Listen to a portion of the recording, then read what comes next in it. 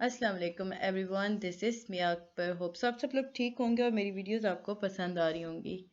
आज ही हम लोग कर रहे हैं एजुकेशन 201 का lesson number 31, that is problem based learning.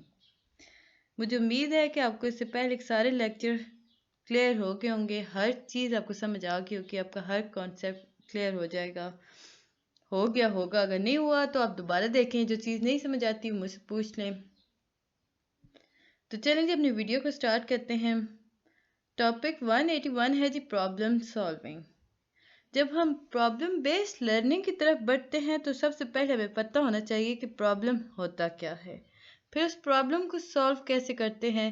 तो यही क्वेश्चन यहाँ पर था आपका। प्रॉब्लम बेसिकली अगर हम किसी गोल को सेट करते हैं, उस गोल तक पहुँचने के लिए जो रास्ते आप ढूंढते हैं, वो सारा ढूंढने का अमल को हम बेसिकली कहते हैं जी प्रॉब्लम। या यूं कह लें कि प्रॉब्लम एक ऐसी सिचुएशन है जब हम गोल सेट कर देते हैं तो ये बहुत ज़रूरी हो जाता है कि हम उस तक पहुंचने के रास्ते ढूंढें। प्रॉपर इसकी अगर हम डेफिनेशन देखें तो हम कहेंगे a problem is a situation in which one has a goal but must find a mean for reaching it. अगर हम कहते हैं जी प्रॉब्लम सॉल्विंग, अब जैसे मैंने आपको बताया था ना, प्रॉब्लम आपको हो गया क्लियर। अब पूरा टॉपिक आ रहा है जी हमारे पास 181 में प्रॉब्लम सॉल्विंग। तो प्रॉब्लम सॉल्विंग क्या हुआ? देखिए, जब हमने बात की थी कि जब आप कोई गोल सेट करते हैं तो आप तो आपके ऊपर मुनहसर होता है कि आप उस तक पहुंचने के लिए रास्ते ढूंढें। उस सिचुएशन को प्रॉब्लम कहते हैं। जब हम ढूंढ रहे होते हैं तो एक एफर्ट कर रहे होते हैं ना, उस एफर्ट करने को हम कहेंगे कि ये एक ऐसा प्रोसेस है जिसमें हम एफर्ट करते हैं टू अचीव द गोल। तो इसमें कोई ऑटोमेटिक सोल्यूशन नहीं होता, ये पूरा प्रोसेस कहलाता है जी problem solving. Problem solving refer to the effort to achieve a goal for which there is no automatic solution. इस वीडियो में गाइस बेसिकली हम तीनों फॉर्मेट पे बात करेंगे, एमसीक्यू, शॉर्ट और लॉन्ग वाइज। सो मैं ये गारंटी देती हूँ कि आप पेपर एक्सीलेंट वे में अटेम्प्ट कर सकते हैं आफ्टर वाचिंग माय वीडियोस। तो मैंने आप लोगों के इसकी सारी वीडियोस बनाई हैं, ज़रूर देखिएगा। और जो सब्सक्राइबर हैं उनका मैं तहे दिल से शुक्रिया अदा करती हूँ, और जो नहीं है तो काइंडली कर दें मेरे चैनल को सब्सक्राइब। टॉपिक 182 है जी प्रॉब्लम बेस्ड लर्निंग। अच्छा, 181 में हमने बात की थी एक कॉन्सेप्ट वाइज कि प्रॉब्लम होता क्या है, प्रॉब्लम को सॉल्व करने की क्या टेक्निक्स होते हैं। अब हम चलते हैं जी डेफिनेशन पर। तो ये याद रखिएगा, जब आप पास क्वेश्चन आता है ना कि आप बताएं जी, आप डिफाइन प्रॉब्लम बेस्ड लर्निंग, तो आप लिखेंगे कि प्रॉब्लम बेस्ड लर्निंग एक इंस्ट्रक्शनल स्ट्रेटजी होती है जिसमें स्टूडेंट्स जो होते हैं उन्हें एक टास्क दिया जाता है, या यूँ कह लें कि उन्हें एक प्रोजेक्ट दिया जाता है या इल स्ट्रक्चर प्रॉब्लम दिए जाते हैं जो कि बेस करते हैं रियल वर्ल्ड इश्यू या सिचुएशन के।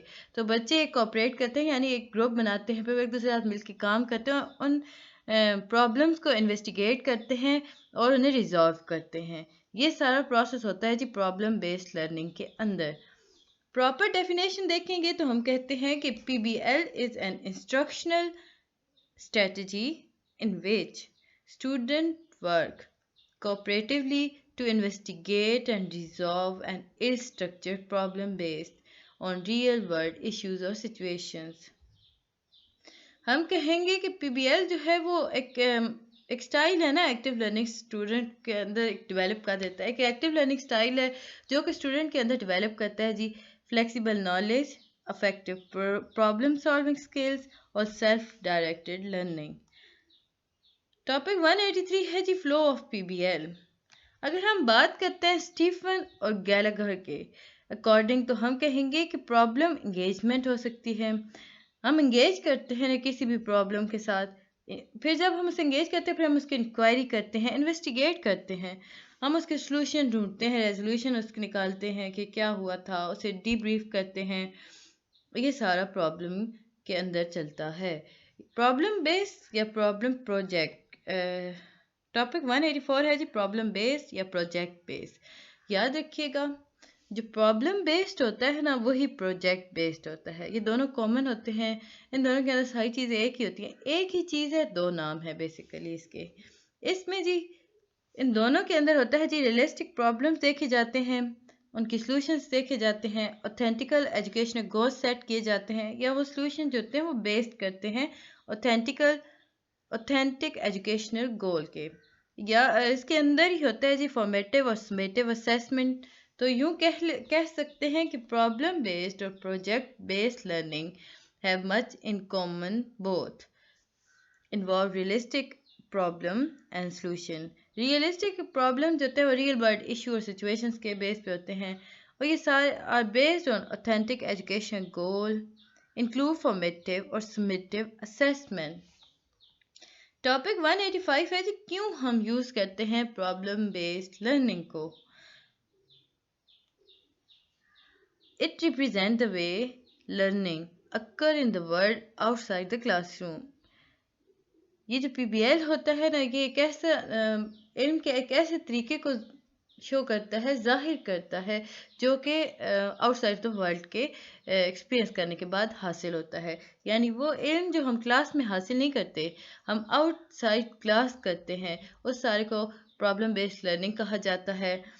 इसके अंदर जो बच्चा सीखता है ना, वो थ्रू एक्टिविटी सिचुएशंस को देखकर वो बहुत सारी चीज़ें सीखता है। इस पीबीएल की वजह से ना लाइकलीहुड ऑफ ट्रांसफर इंक्रीज होते हैं, प्रमोट करता है कि डिज़ायरेबल स्टूडेंट आउटकम्स। अब ये जो बात मैंने की कि ये प्रमोट करता है डिज़ायरेबल आउटकम ना स्टूडेंट की, तो वो कौन कौन सी होंगी? इंटेंशनल लर्निंग होती है जी एक, दूसरी होती है relational understandings, third one is critical thinking, fourth one is creative thinking. देखिए, जब बच्चा एक पढ़ रहा है, एक चीज़ को देख रहा है, सोच समझ रहा है उस पर, तो वो एक क्रिटिकल थिंकिंग देगा ना उसे, फिर वो कुछ क्रिएट भी करेगा, फिर अफेक्टिव कोलैबोरेशन भी होती है, इलास्टिक कम्युनिकेशन भी होती है। जो पीबीएल होता है उसे हम कहते हैं जी, अच्छा ये आपके एमसीक्यूज वाइज था। PBL consider in appreciate for subject like mathematics. अगर हम बात करते हैं सक्सेस ऑफ पीबीएल की, तो हम कह सकते हैं कि इसे स्टैंडर्ड मेजरिंग टूल के साथ नहीं नापा जा सकता, मेजर नहीं किया जा सकता।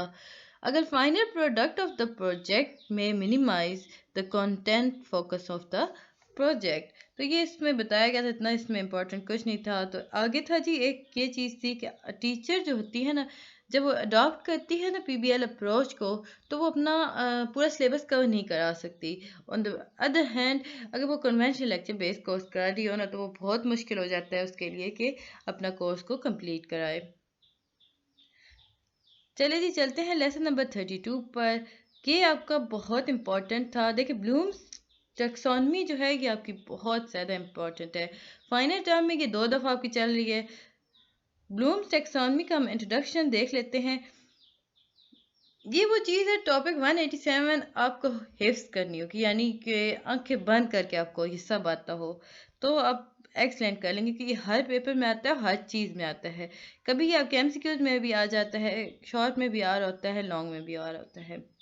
याद रखिएगा, ब्लूम्स टेक्सोनॉमी के नाम 3 डोमेन्स थे, यानी कि इसे कैटेगराइज किया गया था इनटू 3 डोमेन्स, और जो लेवल थे ना इसके वो 6 थे।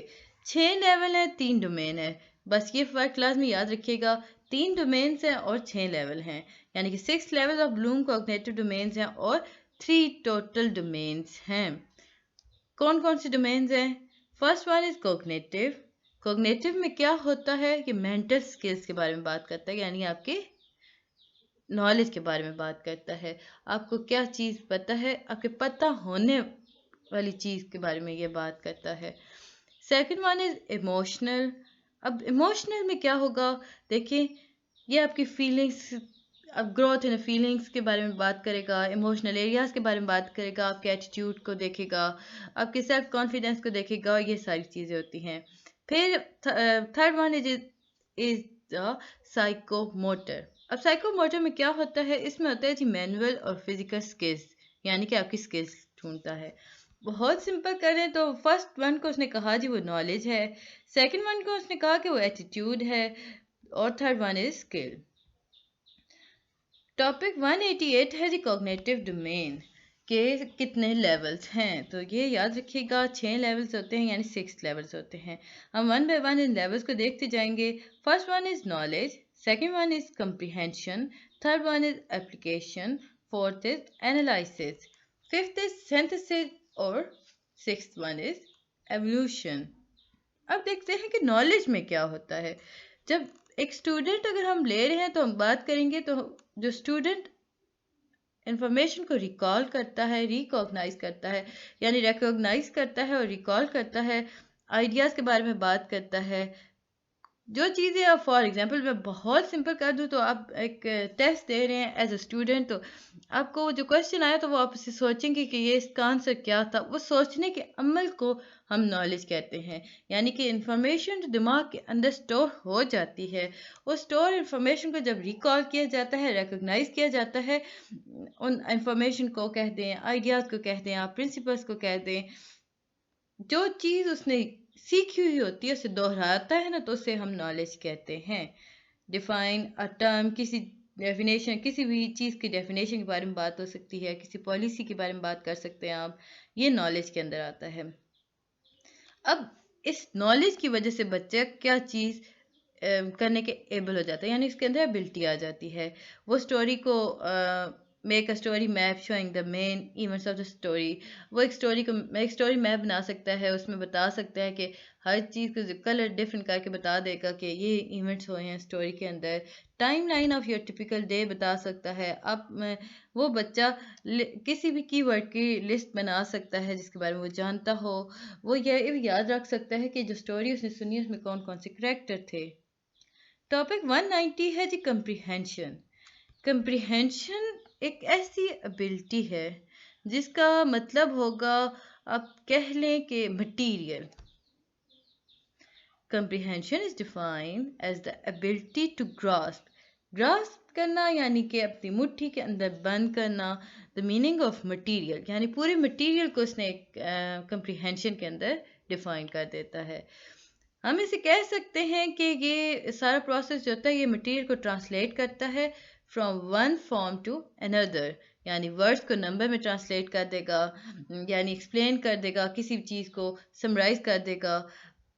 देखिए आपके पास एक आता है जी पैराग्राफ इंग्लिश की पेपर में, अगर आपके पास एक पोइम का एक सेंटेंस या बताया जाता है, आपको एक पोइम दी जाती है और आपको कहा जाता है कि आपने इसकी समरी लिखनी है, यानी इसे समराइज करना है आपने, या अपने explain into your own words, तो वो एक्सप्लेन करना होता है।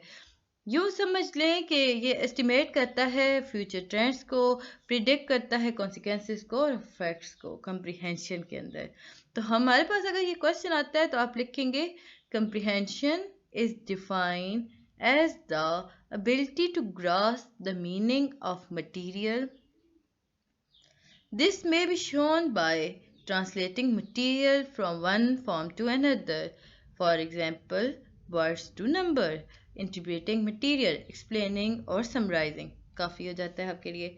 एग्जाम्पल आप लिखेंगे जी इसकी कि आप किसी भी टेस्ट राइटिंग के अंदर रीराइट कर सकते हैं प्रिंसिपल्स को, अपने अल्फाज में आंसर्स लिख सकते हैं, जैसे कभी यू में लिखते हैं पेपर्स के अंदर एज इट इज़ लिखते तो वेल एंड गुड हो जाता है, अदरवाइज आप अपने अल्फाज में लिखे तो वो भी चलता है। हर चीज़ यही चीज़ इसके ये पोटेंशियल एक्टिविटीज़, यानी ये हमें किस काबिल बनाते हैं, तो ये हमें अपने अल्फाज यूज़ करने का तरीका बताते हैं। पिक्चर बनाने के लिए बनाए जाते हैं कि हम एलिस्ट्रेट कर सकते हैं जी किसी भी इवेंट ऑफ द स्टोरी को, तो ये सारी चीज़ें करता है। Topic 191 that is application. Application एक ऐसी एबिलिटी है जो कि यूज़ की जाती है in the learn material in the context different from one which it was learn, यानी कि हम कह सकते हैं कि वो एप्लीकेशन कुछ ऐसी चीज़ें हैं जिन्हें हम सीख तो रहे होते हैं, बट हम जब बताते हैं तो अपने अंदाज में बताते हैं, थोड़ा सा उसमें तब्दीली करते हैं, बाकी सारी चीज़ों को एज इट इज़ ले लेते हैं। Application denotes the ability to use learned material in a context different from the one in which it was learned. For example, rules हो गए, methods हो गए, concepts हो गए, principles हो गए, laws हो गए और theories हो गए। Theories, laws, principles, concept, method, rules, इनमें हम अपने अंदाज से बात लिख सकते हैं। टॉपिक 192 है जी एनालिसिस। अब एनालिसिस क्या है? ये एक ऐसी एबिलिटी है जो कि किसी भी मटेरियल को छोटे छोटे हिस्सों में तब्दील कर सकती है, तोड़ सकती है, कि इस तरह तोड़ती है कि जो ऑर्गेनाइजेशनल स्ट्रक्चर होता है ना वो आसानी से समझ आ सके। इसमें अगर हम कहते हैं तो हम कहेंगे कि हायर लेवल इंटेलेक्चुअल को वो कंप्रीहेंशन में चेंज कर देगा, फिर एप्लीकेशन को वो बताए कंप्रीहेंशन को एप्लीकेशन बना देगा, क्योंकि आपको समझाना मकसद है ना किसी चीज़ को। तो ये वो चीज़ें होती हैं। हम प्रॉपर्स की डेफिनेशन देखेंगे तो हम कहेंगे analysis refer to the ability to break down material into its component parts so that its organizational structure may be understood. Learning outcome represent a higher intellectual level than comprehension and application because these अच्छा आपके पास अगर answer आता है तो आप यहाँ तक लिखेंगे, इनफ हो जाएगा, क्योंकि 3 मार्क्स का आपके क्वेश्चन हैं, इतने लंबे नहीं कहानियाँ लिखनी होती। तो ये यहाँ पर था। अब ये हमें किस काबिल बनाती है? देखें, अब इस लेवल के बाद ना एक बच्चा वेन डायग्राम बना सकता है। इसमें बताएगा कि कौन से टॉपिक्स कौन से 2 टॉपिक्स जो हैं वो सेम है और कौन से डिफरेंट हैं। मुख्तलिफ इंफॉर्मेशन को गैदर करेगा थ्रू क्वेश्चनिंग। फ्लो चार्ट बना सकता है जिसमें हम क्रिटिकल स्टेजेस शो कर सकते हैं, ग्राफ बना सकता है। तो ये था जी लेक्चर नंबर 32। अब जल्दी से 33 को भी देख लेते हैं। आगे बढ़ने से पहले काइंडली मेरे चैनल को लाइक और सब्सक्राइब जरूर कीजिएगा, और पसंद आती है तो बेल लाइक बटन को भी प्रेस कीजिएगा, और पसंद आती है तो कमेंट भी कीजिएगा। तो चलते हैं जी वीडियो को वापस वीडियो की तरफ। लेक्चर नंबर 33 टॉपिक 193 यानी सिंथेसिस। हम बात कर रहे थे ना अभी ब्लूम्स के लेवल्स की, तो उसमें आता है जी सिंथेसिस। सिंथेसिस का क्या मतलब है? एक ऐसा एबिलिटी जो 2 मुख्तलिफ पार्ट्स को जोड़ के एक नया सब्जेक्ट बनाने के काम आए। हम कह सकते हैं कि सिंथेसिस एक ऐसी एबिलिटी है जिसमें हम मुख्तलिफ पार्ट्स को जोड़ते हैं और एक नई चीज़ बना देते हैं। किसी भी थीम या स्पीच को हम प्रोड्यूस कर सकते हैं, किसी भी ऑपरेशन के प्लान को हम डिस्कस कर सकते हैं, यानी रिसर्च प्रपोजल बता सकते हैं।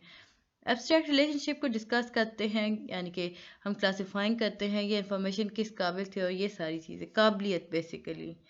तो synthesis mean the ability to put part together to form a new whole. Synthesis का क्या मतलब हुआ? वो एबिलिटी जो कि मुख्तलिफ पार्ट्स को टुगेदर करती है यानी जोड़ देती है, to form a new whole.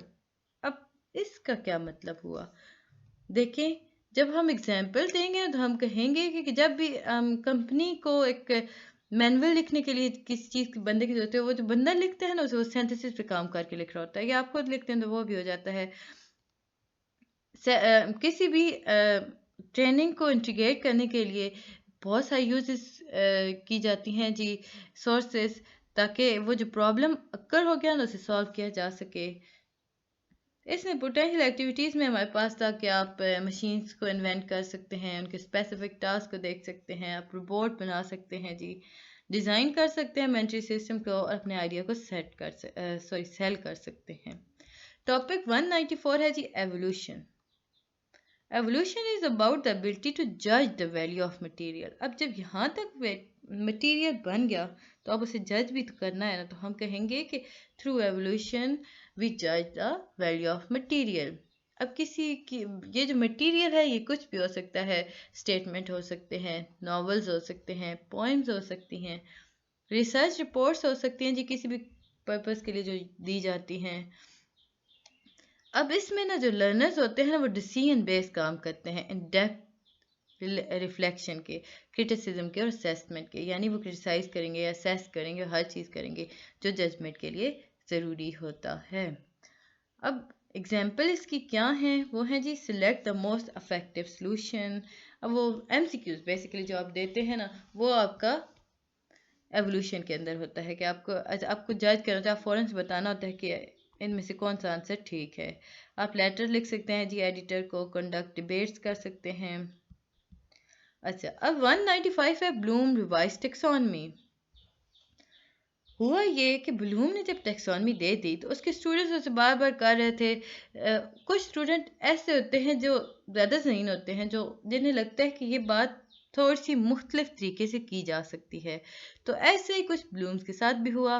जब ब्लूम्स टेक्सोनमी आई तो उसके जो एक शागिर्द थे, यानी ब्लूम स्टूडेंट जो थे, लॉरेन एंडरसन, क्या नाम था उसका? उनका नाम था लॉरेन एंडरसन। उन्होंने रिविजिट की थी लर्निंग टेक्सोनमी को।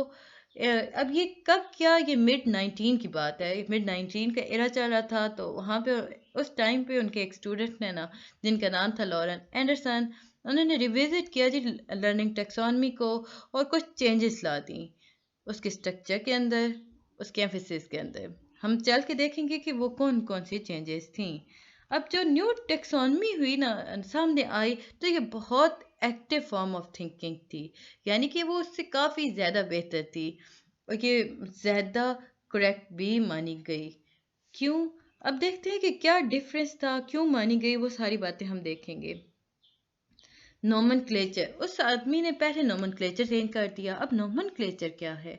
देखें, ओल्ड टेक्सोनमी में हमने देखा कि वो नाउन को यूज़ करता था डिस्क्राइब करने के लिए किसी भी थिंकिंग के लेवल को। जब हम न्यू टेक्सोनमी में देखते हैं ना, तो उसने नाउन की जगह वर्ब्स को यूज़ करना शुरू किया डिस्क्राइब करने के लिए लेवल ऑफ थिंकिंग को। तो याद रखिएगा, जो डिफरेंस आया ना दो आपकी ओल्ड और न्यू टेक्सोनमी के अंदर, तो उसमें ये था कि ओल्ड टेक्सोनमी के अंदर यूज़ किए जाते थे noun to describe the level of thinking. On the other hand new taxonomy जो होती थी वो वर्ब को यूज़ करती थी डिस्क्राइब करने के लिए लेवल ऑफ थिंकिंग। स्ट्रक्चर की अगर हम बात करते हैं तो ओल्ड टेक्सोनमी जो थी वो वन डायमेंशनल थी, उसमें कॉग्निटिव प्रोसेस थे। अब जो न्यू टेक्सोनमी आई ना, वो दो डायमेंशनल हो गई, यानी कि टू डायमेंशनल हो गई। इसमें नॉलेज डायमेंशन को यूज़ किया गया था, जो कि इंटरेक्ट करती थी कॉग्निटिव प्रोसेस को। यानी कि ब्लूम्स ने ना कहा कि उसने एक डायमेंशन अपनी थ्योरी दी और उसने उस वन डायमेंशन के अंदर कोग्निटिव प्रोसेस बता दिया। But on the other hand जब न्यू टेक्सोनमी डेवलप हो गई तो उसे देखा गया तो पता चला कि वहाँ तो दो डायमेंशन यूज़ किए जा रहे हैं, जिसमें नॉलेज डायमेंशन है और फिर ये भी बताया गया कि वो कैसे कोग्निटिव प्रोसेस को इंटरेक्ट करती है। अब एम्फेसिस हुई जी, न्यू टेक्सोनमी में एम्फेसिस जो था उसे प्लेस कर दिया गया upon its use as more authentic tool for curriculum planning, instructional delivery और असेसमेंट। न्यू टेक्सोनमी में एम्फेसिस किया गया जी, हर चीज़ को प्लेस कर दिया गया एक बेहतर ऑथेंटिक टूल किसी भी सिलेबस को कवर कराने के लिए, कोई प्लान करने के लिए, इंस्ट्रक्शनल डिलीवरी और असेसमेंट के लिए। अब मैं आपको दिखाती हूँ कैसे चेंजेस आई। ओरिजिनल थी ना जो डोमेन, और न्यू डोमेन्स में क्या फ़र्क है? हमने पढ़ा था ओरिजिनल में evolution, synthesis, analysis, application, comprehension, knowledge. अब उसने किया ये, उसके शागिर्द ने कहा नहीं, सिंथेसिस ज़्यादा इंपॉर्टेंट है, वो ज़्यादा काम करता है, तो उसने क्रिएटिंग उससे बता दिया, उसे क्रिएटिंग का नाम दे के हायर लेवल पे ले आया। एवोल्यूशन को उसने एवोलेटिंग कर दिया और उसे सेकंड लेवल पे ले आया। एनालिसिस को एनालाइजिंग करके थर्ड फॉर्म पे वो एज इट इज़ ही रहा। एप्लीकेशन को अप्लाइंग कर दिया और कंप्रीहेंशन को उसने कहा जी ये अंडरस्टैंडिंग है। और नॉलेज बेसिकली क्या है? किसी चीज़ को याद रखना नॉलेज कहलाता है, तो उसने रिमेम्बरिंग का नाम दे दिया। अगर हम कहें कि ये जो नॉलेज डायमेंशन है ना, ये रिप्रेजेंट करती है जी range from concrete to abstract metacognitive. Topic 197 में कहा गया क्या कि जो नॉलेज डायमेंशन है वो रिप्रेजेंट करती है रेंज फ्रॉम कॉन्क्रीट यानी फैक्चुअल टू एब्स्ट्रैक्ट यानी मेटाकॉग्निटिव। अब देखें, ये आपके पास एक और डायग्राम थी। इसमें फैक्चुअल नॉलेज क्या थी, उसमें हम क्या याद रखते हैं? लिस्ट।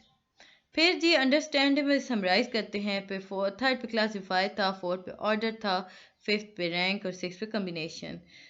यही बात उसने कॉन्सेप्चुअल नॉलेज, प्रोसीजर नॉलेज के बारे में बात की। उसने कॉन्सेप्चुअल में कहा कि आपको फैक्चुअल में आपने सिंपल लिस्ट बता देनी है, आपने उसे समराइज कर देना है, छोटा कर देना है, क्लासीफाई कर देना है, यानी कि आपने एक ऑर्डर दे दिया।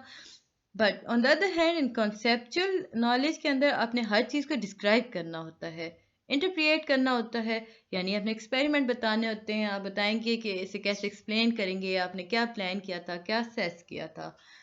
प्रोसीजर नॉलेज में हम जब बात करते हैं तो हम टेबल क्रिएट कर देते हैं, यानी हम प्रिडिक्ट करते हैं ना, कैलकुलेशन करेंगे, डिफ्रेंशिएट करेंगे, फिर उसके बाद हम उसे कंक्लूड कर देंगे और आखिर में उसे कंपोज कर देंगे। मेटाकॉग्निटिव नॉलेज में क्या करेंगे, इसमें हम अप्रोशिएट यूज़ करते हैं, एग्जीक्यूट करते हैं, बेसिकली नॉलेज को कंस्ट्रक्ट करेंगे। फिर जब हम उसे कंस्ट्रक्ट करेंगे, एग्जीक्यूट करेंगे, अचीव करेंगे, फिर एक एक्शन होगा और वो एक्शनलाइज हो जाएगा।